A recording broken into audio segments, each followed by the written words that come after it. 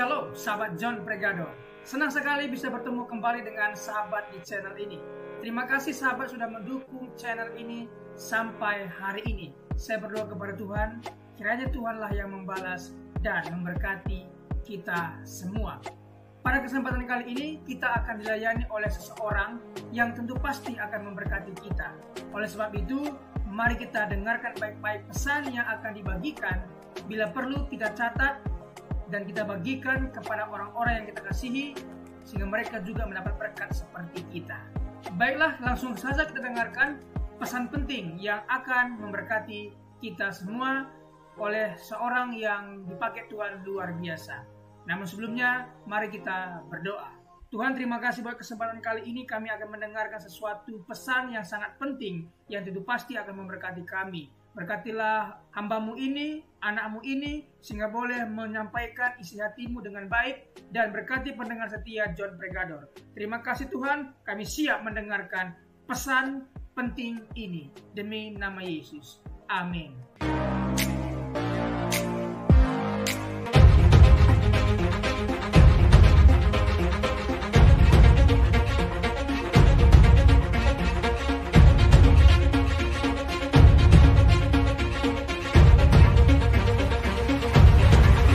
Silakan duduk. Shalom.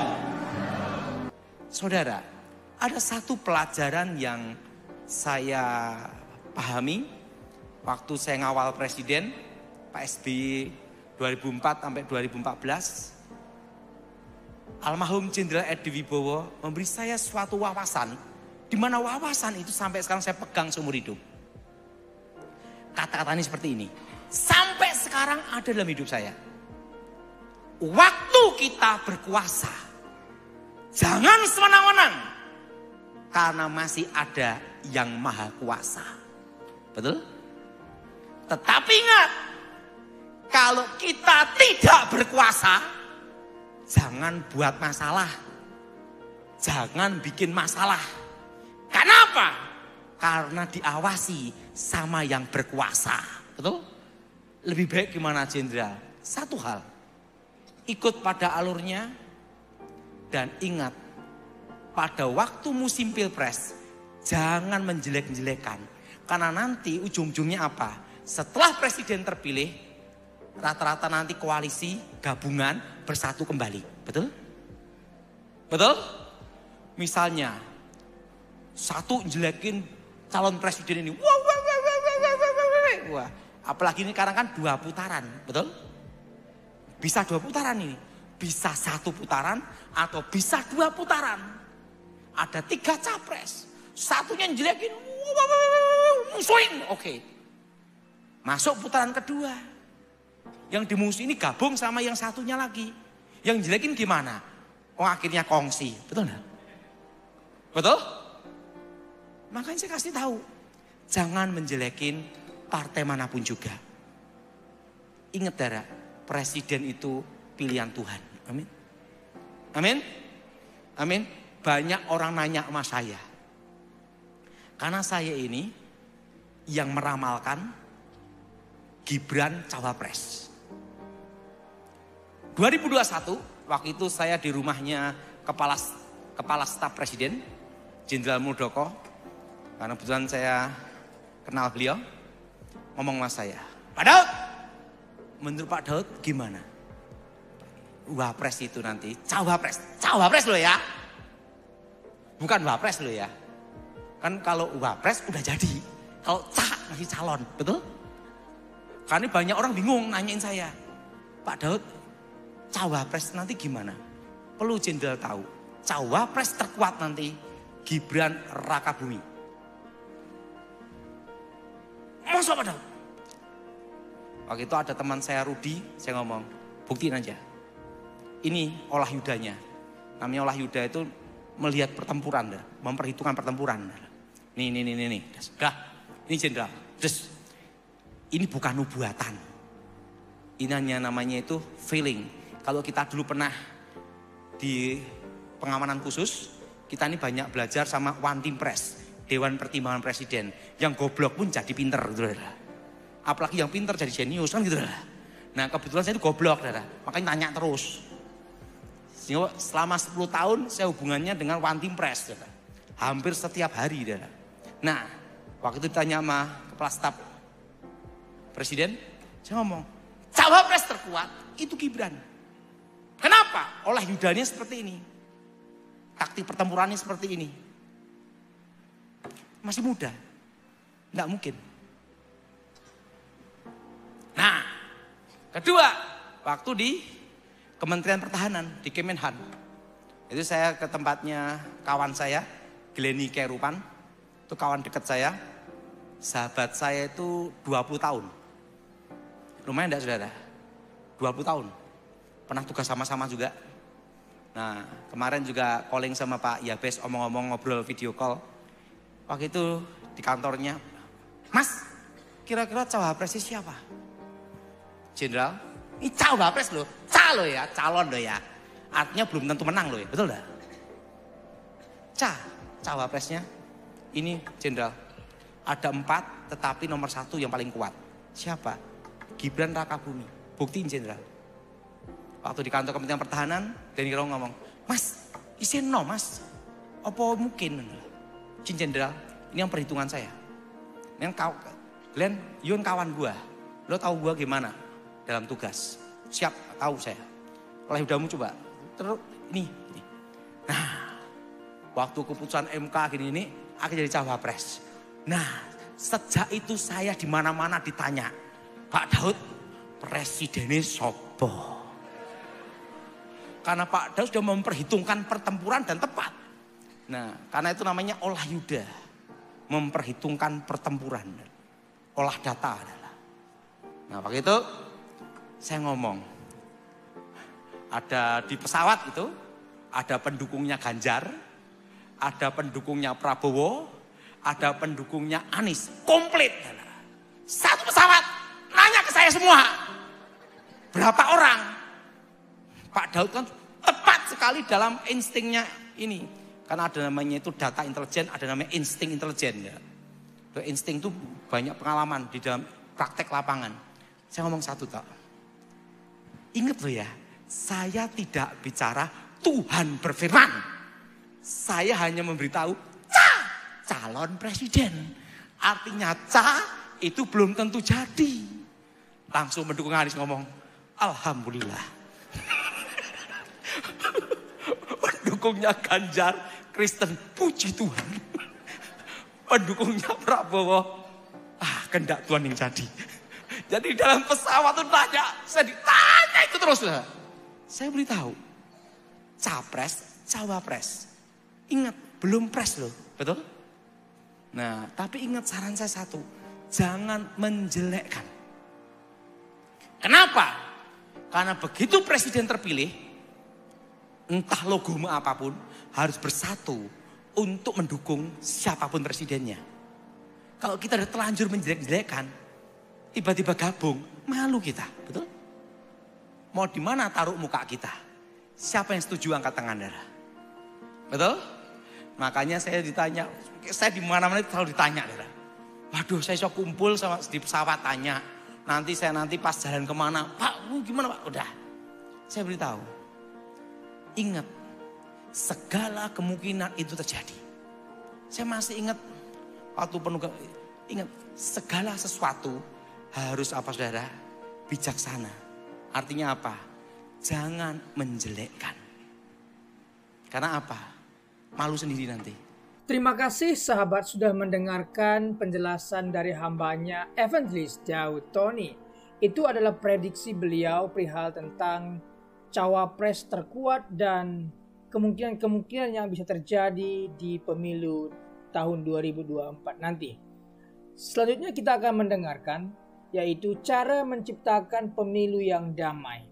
Tentunya banyak cara, tetapi kali ini kita akan sama-sama mendengarkan topik ini agar kita semua rakyat dalam pemilu nanti kita damai meskipun beda pilihan, tetapi kita tetap rukun dan damai. Karena siapapun yang menjadi pemimpin yang terpilih itu adalah pemimpin yang Tuhan sudah siapkan untuk memimpin kita 5 tahun ke depan. Jadi mari kita ciptakan pemilu yang damai. Pemilu yang damai adalah tujuan kita semua. Dengan menjaga prinsip-prinsip pemilu yang damai, kita dapat menciptakan proses demokratis yang adil dan harmonis. Pengertian pemilu yang damai. Pemilu yang damai adalah proses pemilihan umum yang berlangsung secara aman, tertib, dan tanpa kekerasan. Pemilu ini mewakili kehendak rakyat dan memastikan pengambilan keputusan yang adil dalam pemerintahan. Prinsip-prinsip pemilu yang damai. Pertama, transparansi. Pemilu yang damai berlandaskan prinsip transparansi dalam prosesnya, memungkinkan pemilih dan calon mendapat informasi yang jelas dan akurat. Kedua, partisipasi. Partisipasi aktif dari seluruh elemen masyarakat menghasilkan pemilu yang lebih inklusif dan mewakili kepentingan semua warga negara. Ketiga, keberagaman. Pemilu yang damai menghargai keberagaman pendapat, budaya, dan identitas politik masyarakat serta melindungi hak-hak politik setiap individu. Keempat, netralitas. Netralitas penyelenggara pemilu dan lembaga terkait menjamin adilnya proses dan hasil pemilu tanpa adanya pengaruh dari kekuatan eksternal. Jadi inilah prinsip-prinsip pemilu yang damai: transparansi, partisipasi, keberagaman, dan netralitas. Faktor-faktor yang mempengaruhi pemilu yang damai. Pertama, pendidikan politik. Pendidikan politik yang efektif memberikan pemahaman masyarakat akan pentingnya partisipasi dalam pemilu dan menjaga ketertiban selama proses tersebut. Kedua, komitmen pemangku kepentingan.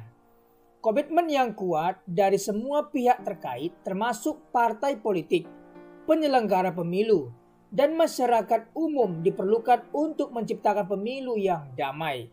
Ketiga, sistem hukum yang adil. Adanya kepastian hukum dan penegakan hukum yang adil berperan penting dalam menjaga integritas pemilu dan menyelesaikan sengketa dengan bijaksana. Selanjutnya, strategi untuk menciptakan pemilu yang damai. Pertama, pendidikan publik. Terima kasih. Melakukan kampanye intensif untuk mendidik masyarakat akan pentingnya pemilu damai serta implikasinya terhadap pembangunan demokrasi. Dua, dialog dan mediasi. Mendorong dialog terbuka antar calon, partai politik, dan pemilih. Mediasi efektif juga menjadi solusi untuk meminimalisir konflik dan perselisihan. Ketiga, penguatan penegakan hukum. Menguatkan lembaga hukum dalam menegakkan aturan pemilu dan memberikan sanksi tegas kepada pelanggar untuk menciptakan keadilan dan dampak jera. Selanjutnya, peran penting masyarakat dalam menjaga pemilu yang damai. Masyarakat memiliki peran sentral dalam menjaga pemilu yang damai dengan menolak provokasi, berpartisipasi aktif, dan memberikan informasi yang akurat. Kita dapat memastikan proses pemilu yang kondusif dan adil bagi semua calon dan pemilih. Tantangan dalam menciptakan pemilu yang damai. Pertama, politik identitas. Polarisasi politik dan penekanan terhadap identitas tertentu bisa menjadi ancaman bagi pemilu damai karena dapat memicu konflik dan ketegangan sosial. Dua, disinformasi.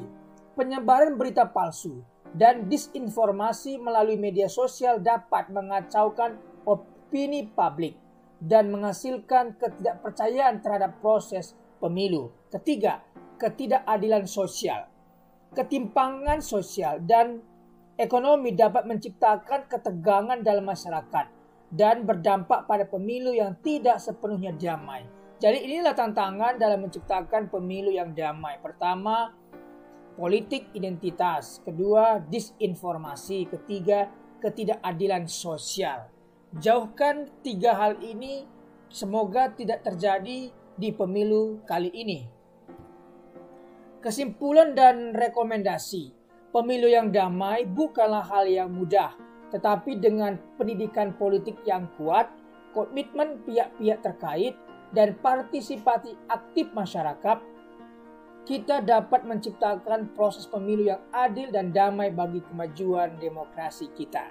Nah, inilah cara-cara menciptakan pemilu yang damai di tahun 2024 ini. Mari kita ambil bagian untuk menciptakan kedamaian. Siapapun yang terpilih menjadi pemimpin nantinya yang akan memimpin 5 tahun ke depan, itu adalah datangnya dari Tuhan, itu pilihan Tuhan. Tentunya kita berdoa untuk Indonesia makin maju, makin maju, makin maju. Terima kasih sudah mendengarkan. Apabila ada saran dan komentar, silahkan tinggalkan di kolom komentar di bawah video ini. Tuhan Yesus memberkati. Terima kasih sudah menyaksikan tayangan kami hari ini. Kami yakin kita diberkati melalui video ini. Banyak pelajaran yang bisa kita ambil. Catat, renungkan dan aplikasikanlah dalam kehidupan kita. Sahabat, dalam hidup ini, kita selalu diperhadapkan dengan pilihan-pilihan, mau memilih buruk atau baik pasti ada konsekuensinya yang akan kita pertanggungjawabkan di kemudian hari. Oleh sebab itu, firman Tuhan tegas mengatakan dalam Matius 12 ayat 36 setiap kata sia-sia yang diucapkan orang harus dipertanggungjawabkannya pada hari penghakiman. Ibrani 4 ayat 13. Dan tidak ada suatu makhluk pun yang tersembunyi di hadapannya, sebab segala sesuatu telanjang dan terbuka di depan mata Dia, yang kepadanya kita harus memberikan pertanggungan jawab. Oleh sebab itu kita harus senantiasa menjaga hidup kita sebaik-baiknya. Jangan sampai Tuhan mendapati hidup kita tidak ada bobotnya. Dengan terus menempel pada Tuhan, tekun mengikuti setiap firman rema yang Tuhan sampaikan, hidup kita akan senantiasa diisi oleh kebenaran.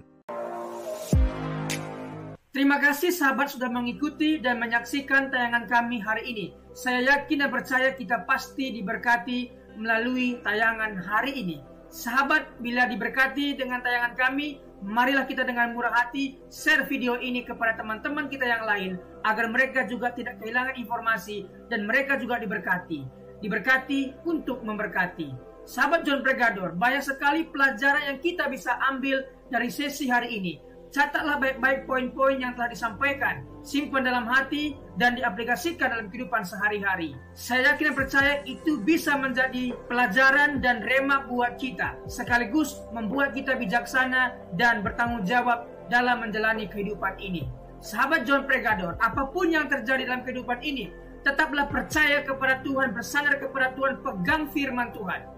Karena firman Tuhan adalah pedoman hidup kita, yang menuntun kita kepada jalan yang benar, yang membawa kita kepada keselamatan yang kekal. Jadi sahabat, mari kita mempergunakan waktu ini sebaik-baiknya. Selama hidup, selama masih diberikan kesempatan untuk berkarya, mari kita beri yang terbaik kepada Tuhan. Sahabat, apabila engkau dalam kesusahan, ingatlah firman ini.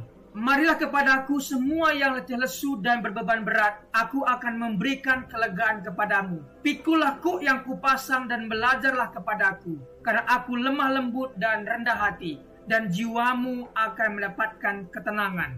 Diberkati orang yang mengandalkan Tuhan, yang menaruh harapannya kepada Tuhan.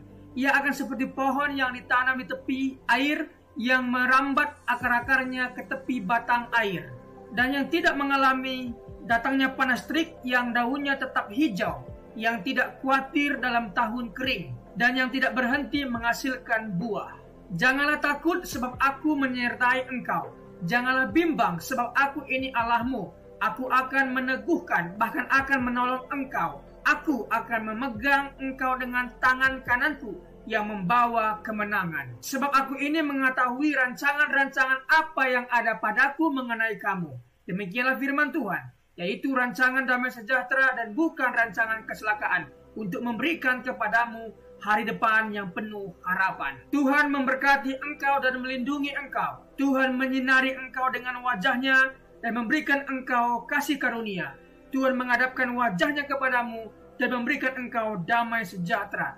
Tetaplah berpegang pada janji Tuhan. Diberkati sahabat John Pregador dimanapun berada.